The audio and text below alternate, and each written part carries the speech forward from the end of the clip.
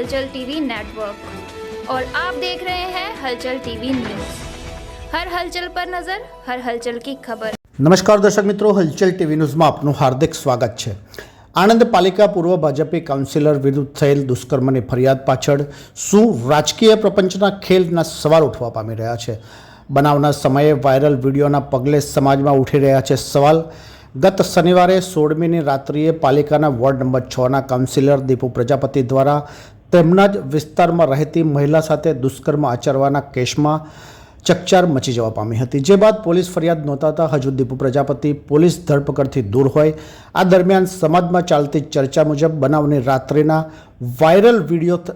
Viral થયેલા વિડીયોના પગલે બનાવ પર અંગુલી નિર્દેશ થવા સાથે શું દીપુ પ્રજાપતિ વિરુદ્ધ રાજકીય પ્રપંચના ખેલના સવાલ પણ ઉઠવા પામી રહ્યા છે, જેના પગલે પોલીસ દ્વારા બનેલ ઘટના કલંકિત હોય છતાં તટસ્થ તપાસ કરવામાં આવે। જો કે દીપુ પ્રજાપતિની ધરપકડ બાદ સમગ્ર મામલે રહસ્યના પડદા ઉજાગર થવાની શક્યતા જોવામાં આવી રહ્યાની ચર્ચા સમાજમાં પ્રવર્તવા પામી છે। પ્રાપ્ત વિગતો અનુસાર ગત શનિવાર 16મીના રાત્રિના સમયે પાલિકાના વોર્ડ નંબર 6ના કાઉન્સિલર દીપુ પ્રજાપતિ દ્વારા તેમના જ વિસ્તારમાં રહેતી મહિલાના ઘરમાં ઘૂસી દુષ્કર્મ આચરવામાં આવ્યું હતું।